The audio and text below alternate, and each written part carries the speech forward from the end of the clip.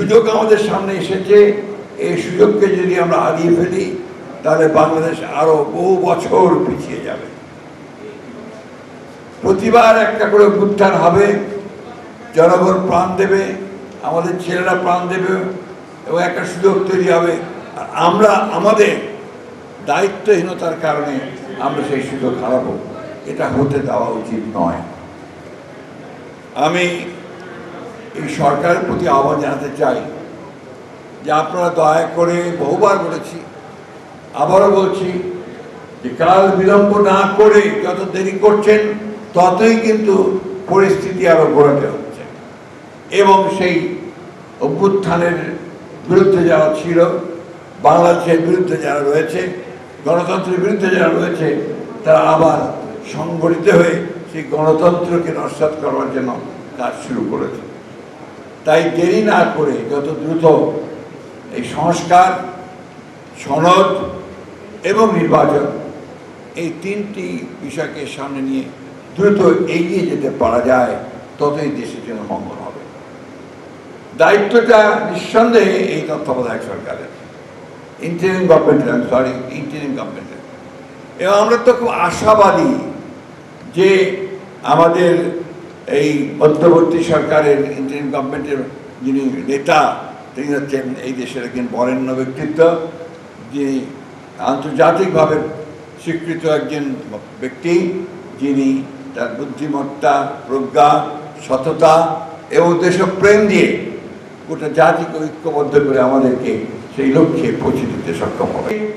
এই দায়িত্বশীলতা যা এই আমরা দলগুলো, বিরোধী দলগুলো যা আমরা দেখিয়েছি, আমরা আশা করব যে সরকারের প্রতিটি পর্যায়ে যারা দায়িত্বে রয়েছেন একটি সকল দলের কাছে গ্রহণযোগ্য একটা ব্যবস্থা, যেটা কি বলে বন্দোবস্ত, সেই বন্দোবস্তের একটা রূপরেখা আমাদের সামনে তুলে ধরবে এবং সেই রূপরেখা নিয়ে আমরা একমত হয়ে জনগণের কাছে যাব।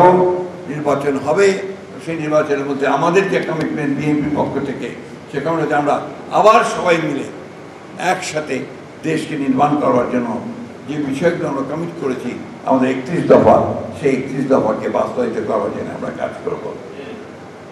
প্রিয় বন্ধুগণ, একটি কথা সবসময় আমাদের মনে রাখতে হবে যে 1971 সালে পূর্বে যে নির্বাচন হয়েছিল 70, সেই 70-এর নির্বাচনকে অনেকে মনে করে আওয়ামী লীগের ভিক্টরি। আমি ভিন্নভাবে ভাবি। আমি ভাবি it was the victory of the people, যারা পাকিস্তানের শাসন থেকে বেরিয়ে আসতে চেয়েছিল। ইটস দ্য ভিক্টরি অফ সেই মানুষগুলোর যারা একটা স্বাধীন সার্বভৌম বাংলাদেশ দেখতে চেয়েছিল।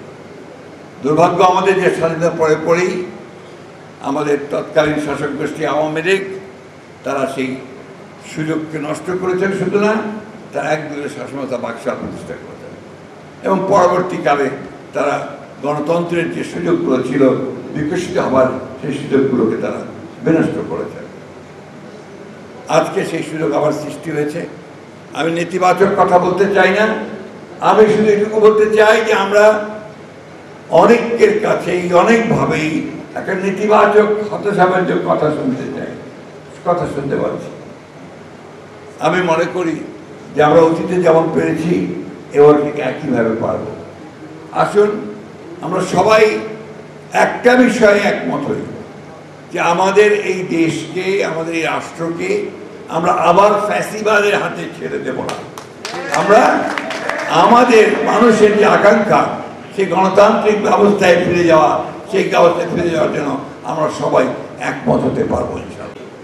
আমার কাছে মনে হয়েছে যে ফ্যাসিস্ট শক্তি যাকে আমরা বিচারিত করতে সক্ষম হচ্ছিলাম, তারা ভেতরে ভেতরে আবার সংগঠিত হচ্ছে এবং ক্ষমতা ফিরে পাওয়ার চক্রান্তে লিপ্ত হচ্ছে।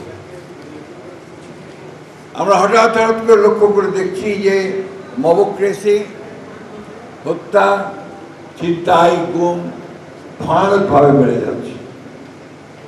এই বিষয়গুলো নিঃসন্দেহে সচেতন নাগরিক এবং রাজনৈতিক কর্মী হিসাবে আমাদেরকে অত্যন্ত উদ্বিগ্ন করে তুলছে।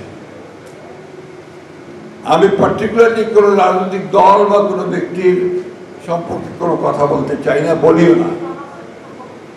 আমি খুব সংক্ষেপে যে কথাটা বলতে চাই, যত দিন যাচ্ছে ততই যারা গণতন্ত্রে বিশ্বাস করে না, যারা জনগণের অগ্রযাত্রায় বিশ্বাস করে না, যারা একটা